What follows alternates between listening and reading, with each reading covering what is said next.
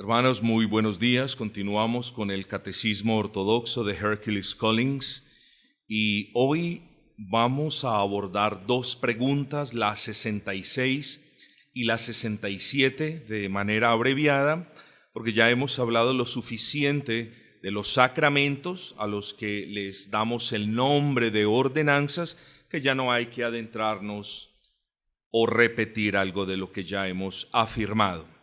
La pregunta 66 dice: entonces, tanto la palabra como las ordenanzas tienen como fin guiar nuestra fe al sacrificio de Cristo consumado sobre la cruz. Y uno diría, aunque no tuviese la respuesta del catecismo, claro, desde luego. Entonces, el redactor del catecismo pone la respuesta de la siguiente manera: así es, pues el Espíritu nos enseña por el Evangelio y nos asegura por los sacramentos. ¿Sí vieron? Nos enseña cómo lo hace por el Evangelio y nos asegura cómo lo hace por los sacramentos, que la salvación de todos nosotros se sostiene en el único sacrificio de Cristo ofrecido por nosotros sobre la cruz. ¿De qué manera usted puede resumir lo que le acabo de decir? Mejor aún, ¿de qué manera podemos resumir la respuesta del catecismo? Bueno, es sencilla.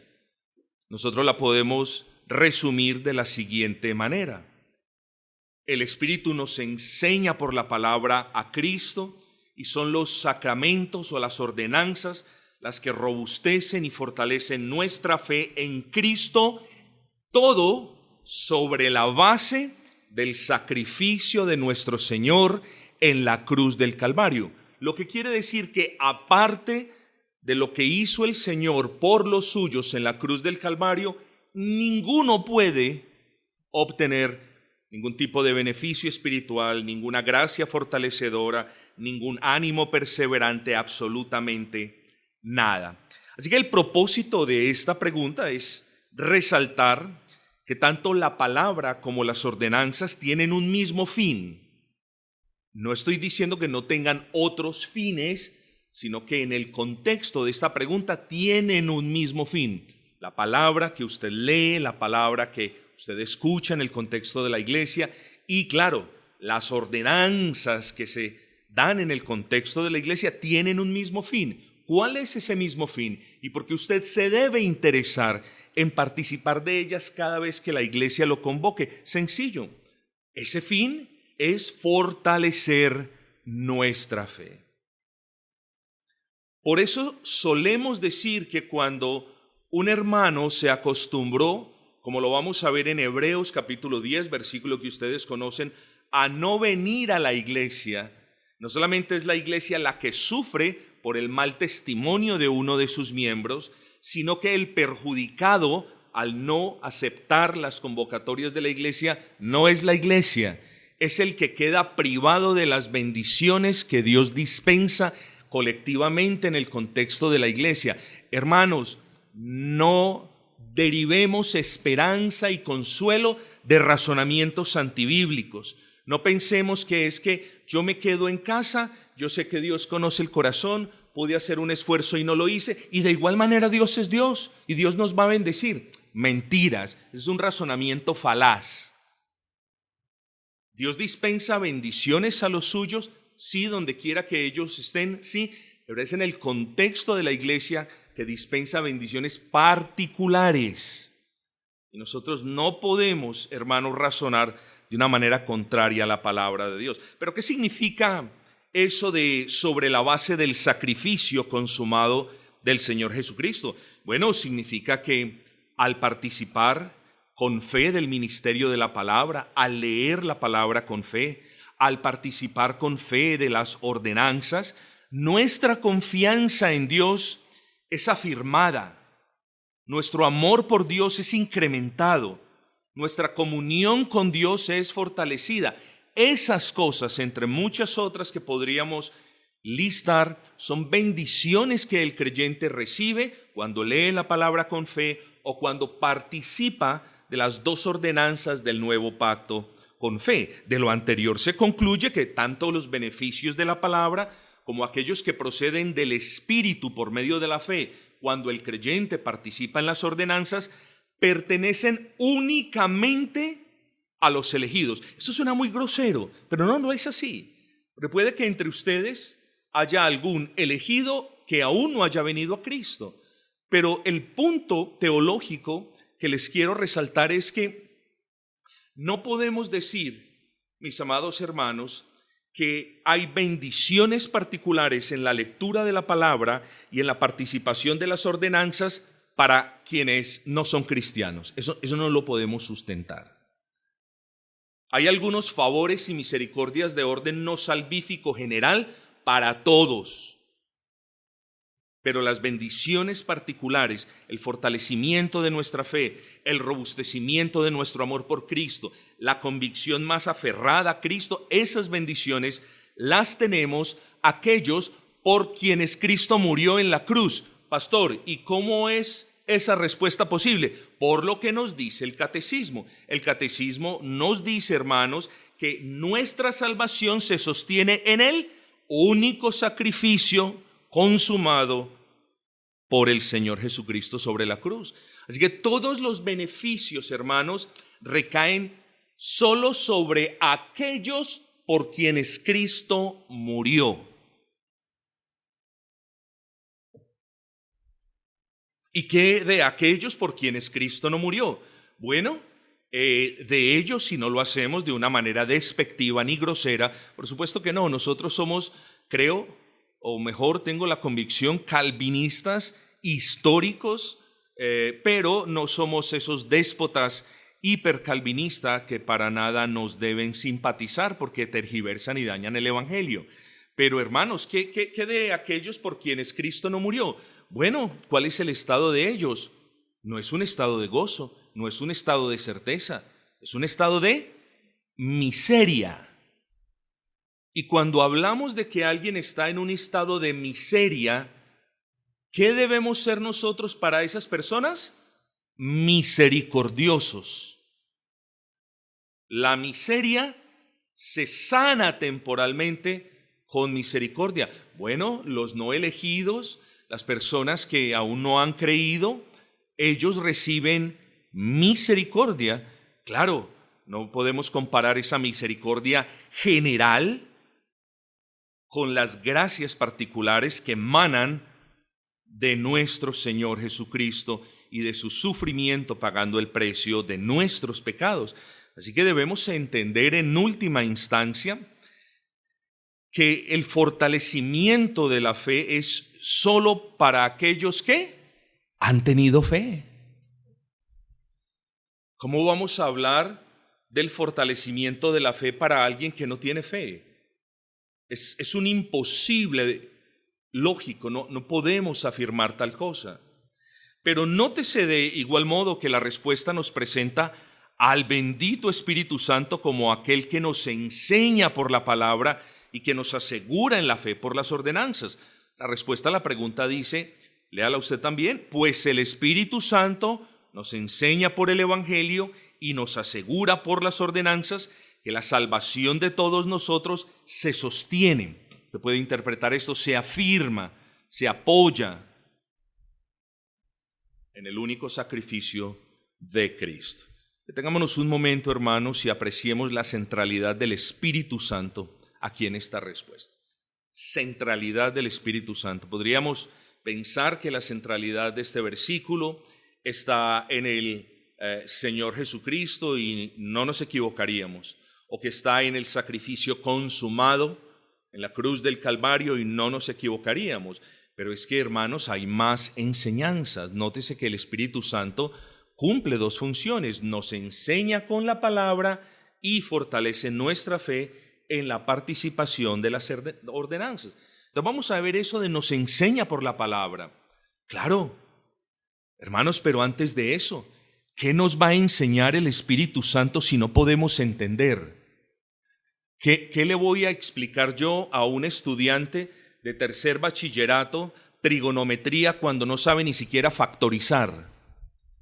Entonces, ¿qué sucede ahí? ¿Cómo podemos justificar ese el Espíritu Santo nos enseña? Sencillo, porque aunque no lo diga, la obra regeneradora del Espíritu tiene que estar en su lugar.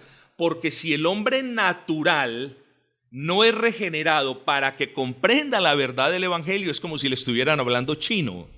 Entonces, el Espíritu lo vemos aquí, aunque no de manera explícita, lo vemos regenerando.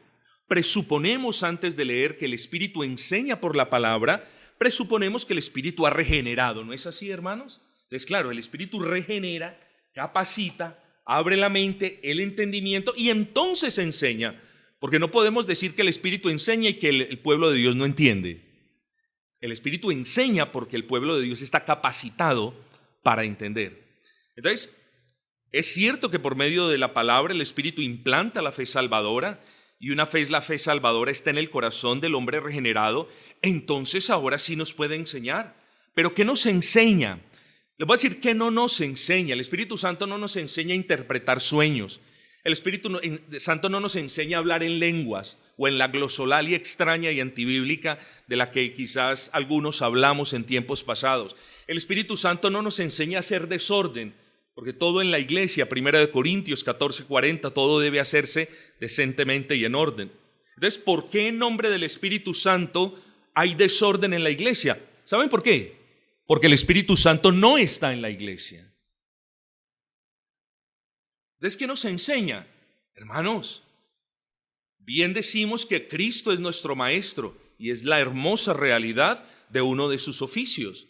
Pero el Espíritu Santo nos enseña cuán pecadores somos. Es el Espíritu Santo quien se toma la tarea de enseñarnos cuán culpables somos. Es por medio de Él que nosotros entendemos lo que merecemos. Por eso cuando usted ve o dialoga con una persona que dice, bueno, yo no soy tan buena como usted, pero tampoco soy tan mala como el asesino de la esquina. Usted sabe que el Espíritu Santo ni ha regenerado a esa persona, ni le ha enseñado por la palabra quién es ella y qué es lo que merece. Entonces, en ese estado de miseria, ¿usted qué tiene? Misericordia. El Espíritu Santo nos enseña estas cosas. Nos enseña que somos culpables de juicio. Pero el Espíritu Santo, por encima de esas verdades, nos enseña algo fundamental. ¿Qué es? Nos enseña a Cristo Jesús. Nos enseña qué fue lo que vino a hacer a este mundo. Nos enseña qué fue lo que hizo en la cruz del Calvario. Ya nos enseñó nuestra culpabilidad, pero ahora nos enseña que Cristo en la cruz del Calvario derramó su sangre para que su sangre cubriera la multitud de nuestras culpas para que pudiésemos ser presentados delante de Dios. Esas cosas las enseña el Espíritu Santo. Y como dice el catecismo, nos enseña que nuestra salvación no tiene fundamento ni razón de ser, ni aparte de la persona de Cristo, ni aparte de la obra de Cristo. Pero además de enseñarnos esa verdad, es decir, de la verdad de que nuestra salvación tiene su apoyo y fundamento en el único sacrificio de Cristo, el Espíritu Santo, escuchen bien, ya vimos al Espíritu Santo como aquel que nos enseña, ¿cierto? Pero ahora tenemos que ver, y eso es lo hermoso del catecismo, porque vamos estudiando verdades profundas de las que de repente no tenemos oportunidad de volver a estudiarlas por tiempo, porque no siempre podemos hablar de esto en cada sermón. Pero lo segundo es que el Espíritu Santo no solo nos enseña, sino que nos asegura en la fe. No solamente nos regenera, no solamente soberanamente implanta la fe, sino que por medio de las ordenanzas fortalece la fe. Y esa es la segunda parte. Nos asegura en la fe por las ordenanzas. Ahora, ¿nos asegura en qué sentido? Primero, nos asegura en la fe haciendo visible la promesa. Piensen en esto, mi amado, mientras que la palabra entra por los oídos, las ordenanzas entran por los ojos y los sentidos. Usted estará pensando, pero ¿qué tiene que ver esto? Es muy sencillo. En la predicación del Evangelio escuchamos la salvación. En la administración de las ordenanzas de alguna manera el Señor nos permite probar la salvación. El Espíritu Santo utiliza el agua, el pan y el vino en las ordenanzas para graficar de manera vívida el Evangelio ante nosotros. John Owen decía que el Espíritu Santo actúa en las ordenanzas para que nuestra fe no solo descanse en un reporte hablado de lo que Cristo hizo, sino en una exhibición visible de lo que Cristo hizo. Hermanos, yo no puedo pensar por ustedes, a ustedes les toca pensar también lo que les acabo de decir. Vuélvanse a ver el video, que ya tengo que terminar. No solamente nos gozamos escuchando el buen reporte por el oído del Evangelio. Ese buen reporte produce en nosotros gozo.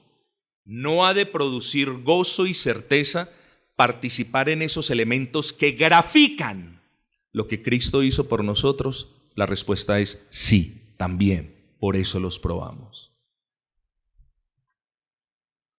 El Espíritu Santo nos asegura en la fe al recordarnos por medio de las ordenanzas acerca de nuestra unión con Cristo. El Espíritu usa el sello del bautismo y la cena del Señor para asegurarnos en esto, preste atención, que nosotros estamos en Él. Eso lo vemos en el bautismo.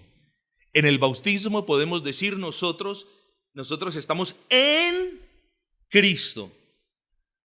Y en la cena podemos decir, Cristo está en nosotros. Son maneras de representar verdades. Eso es lo que les quiero decir, hermanos.